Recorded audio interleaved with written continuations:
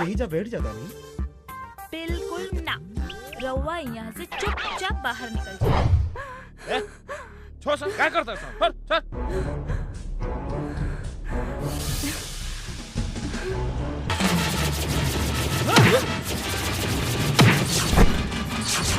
एक शर्त कबूल करीहन तबे हम जाए देम।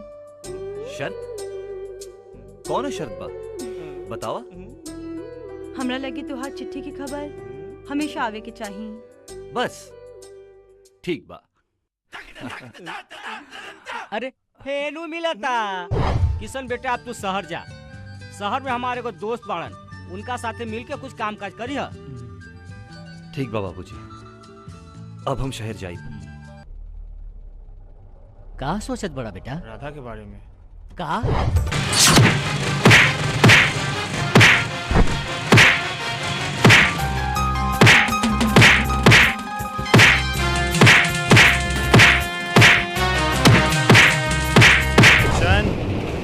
तू गजेंद्र के पसंद पर हाथ डालने बारिश। अब मजा आई बेटा। आइल बानी अपन राधा के ले जाए खातिर।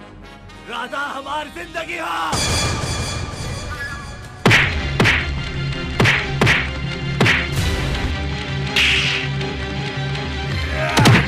का भइल छुटकी? का भइल बेटी? का भइल? माई दीदी के कुछ न भइल माई, वो जिंदा बा। हमने के अभी सपना में देखल रहे दी। दीदी के कुछ न भइल माई, हमार साथ बा माई। वो जिंदा बा, दीदी के कुछ न भइल माई, खुद दीदी जिंदा बा।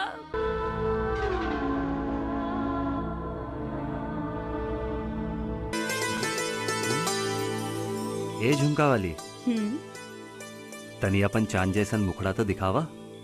पहले ई बताई मुंह दिखाई का दे हम?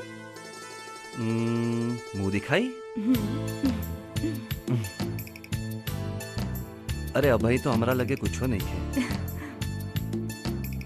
लेकिन अगर तू चाहता तोरा खातिर हम अपन जान भी दे सकते। अपन ख्याल रखी हा। ठीक बात।